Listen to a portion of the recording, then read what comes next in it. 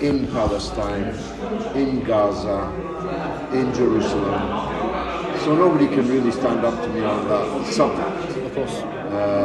Nobody who cared about Palestine could choose her over me.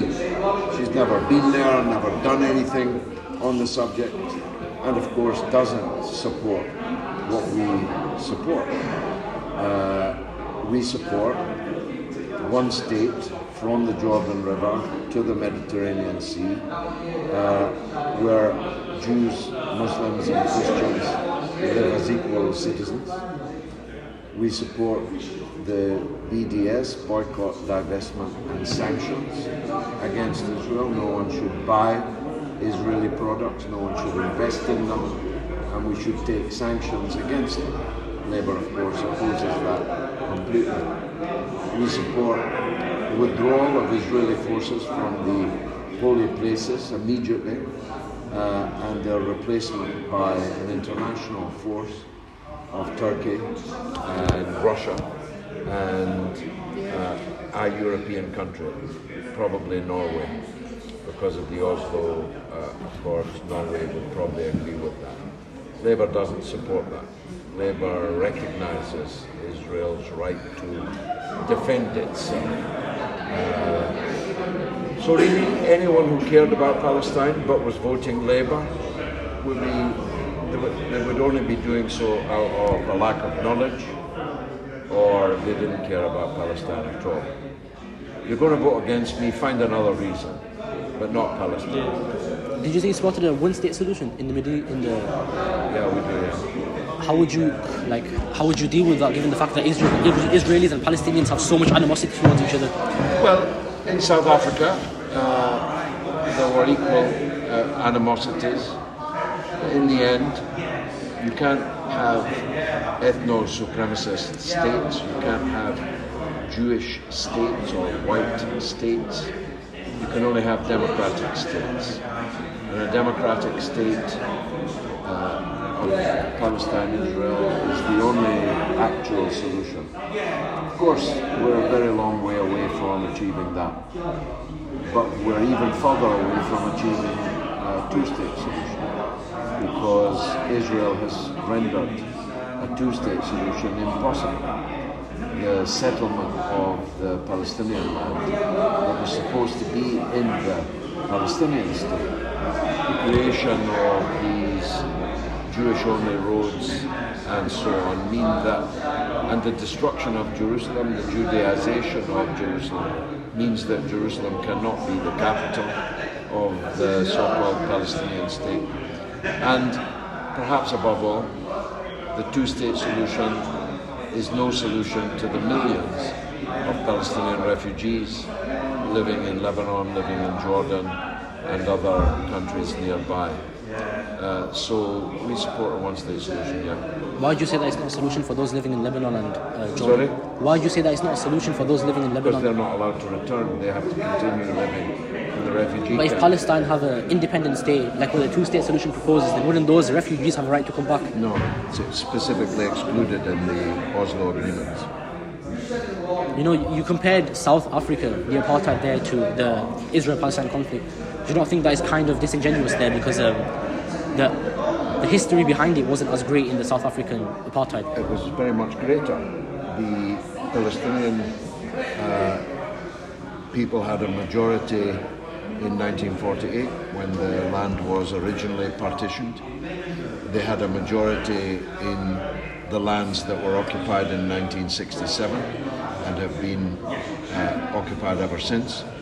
The Africans had a majority forever, and the white settlers took their land and made it their own and rendered the African majority completely irrelevant, without a vote, without rights. And then later they set up these Bantustans that they pretended were African statelets within South Africa, but nobody recognized it, and they were right not to recognize it. Why do you think it's different with Israel then? Well, Mandela, who knew a thing or two about apartheid, said that Israel was an apartheid state and that it was a worse apartheid state than South Africa, because the white settlers in South Africa wanted to exploit the labour of the Africans and so allowed them to move freely. The Israeli apartheid has ghettoized the Palestinians in places like Gaza and does not let them move, does not want to exploit their labour. In fact, ideologically opposes the use of Arab labour. So Mandela considered that worse, and I agree with him. How do you think about the categorization of Israel as an ethno-state? It's an ethno-supremacist, white settler colonial state, just like South Africa. Do you feel comfortable categorizing it in that way? Do what? Do you feel comfortable categorizing it in that way because it causes like... I have always categorized it that way because that's what it is. As an ethno-state? They explicitly say so. Last year they even passed a law calling Israel the Jewish state. Some people say that Israel isn't a Jewish state; it's a state for Jews. What's driving that? That's worse. That means a Jewish person living in Batley is a citizen of an ethno-state in the Middle East, but someone who was born there and whose ancestors, going back centuries, have no rights there. So it's worse. Do you not think that, given the fact that there was lots of anti-Semitism between 1900 and 1950? I'm not sure where you're coming from here, son. Oh no, I agree with that. I'm just asking you questions from... Go on. So do you not think that, given the fact that Jews were had the Holocaust... Not by Palestinians, they weren't. No Arab killed any Jew in the Holocaust. This was a crime of European Christian anti-Semitism. Why should the Palestinian Muslims pay for it? Why didn't they grant European Jews a state in Germany? Well, the Palestinians were completely blameless in the Holocaust. Why should they pay for it by giving up their country? Do you think a one-state solution is more reasonable than a two-state solution? Totally. Practically? But principally because the other plan, which I supported at the time because Arafat persuaded me, is now null and void. The Oslo Accords were 30 years ago, and not 1 inch of Palestine is free. In 30 years, that's a generation. And there's no prospect in the next generation of that changing because Israel is building new illegal settlements all the time and Judaizing East Jerusalem by forcing out Palestinian Muslims from areas like Sheikh Jarrah and turning them into settler areas. What are your views on Chinese concentration camps? There are no Chinese concentration camps. Do you not think? Remember what concentration camp is? No, the Uyghur Muslims. It's not a proper categorization at all. There are prisons, like we've got prisons, like every country's got prisons, Do you think it's and some Islamist extremists associated with Al-Qaeda are in them. Now, I've arranged with China that we will take a delegation of the smartest people from here in Batley to investigate anywhere and anything that we want, if I'm the MP here. And I think that is a fair offer, and we should take them up on it. I don't agree with China's handling of the problem of Islamist extremism in China. I think it's more likely to make more extremism, not less. But it isn't true that there are concentration camps in China. The people who are telling you that told you Saddam Hussein had chemical weapons under his bed. The people who are telling you that are the people who don't give a toss that Kashmir has been shut down for the last 2 years, and you can't even make a telephone call. So I have no confidence in these sources of information. I want to take Batley people to go and see. I think that's a good solution. Haven't Human Rights Watch already tried to send delegates? I could be misremembering it, but haven't Human Rights Watch and... Well, Human Rights Watch is a mouthpiece for the people that invaded and occupied Iraq, for example. Human Rights Watch told us Saddam Hussein was feeding people into shredders and had a stockpile of chemical and biological weapons. It was all a lie. All of it was a lie. You know that. Why do you believe them this time? Do you trust Human Rights Watch? Not at all. Do you trust their reporting on the Israel Palestine conflict? I don't trust it. I recognise that things are so bad in Israel Palestine. But not because of Human Rights Watch? What about Amnesty International? I don't need Human Rights Watch. I've been there 100 times myself. I've seen it. What about Amnesty International? Because I think this... Better than Human Rights Watch, but still often. What have they done on other conflicts? What did they do about Libya, for example? What did they do about the situation in Afghanistan? Nothing. So I think it's better to go and see with our own eyes. I was going to say, are you planning to stay here long term? Sorry? Are you planning to stay here long term? Well, this constituency isn't here for the long term. It's abolished at the end of this parliament, which may be 2.5 years, perhaps 3 years. And this is the last election there'll ever be in Batley and Spence, so there is no long term. The constituency is broken up. I'm older than I look, I'm 66. About the concentration camp thing, what definition of a concentration camp do you want? Well, you give me a definition. You're the one claiming there's a concentration camp. Give me a definition. But be careful how you define it, because I'm going to take you to go and see what you're calling a concentration camp. A camp in which people are detained or confined, usually under harsh conditions and without regard to legal norms of arrest and imprisonment that are acceptable in a constitutional democracy. What? To a what? Constitutional democracy. Well, a constitutional democracy. Yeah. China is not a constitutional democracy. Neither is. Shall I list them? Shall I list all the countries in the world that are not constitutional democracies? China's got its own laws, and I disagree with them. China has signed up to international agreements, not many, but some, and they have a duty and obligation to fulfill them. They say that they do. They say that these Al-Qaeda people are imprisoned and being re-educated, just like we have here in Britain. In Belmarsh is full of Muslim prisoners who are purportedly being de-radicalized. I think that the Chinese approach is wrong. I think it doesn't work.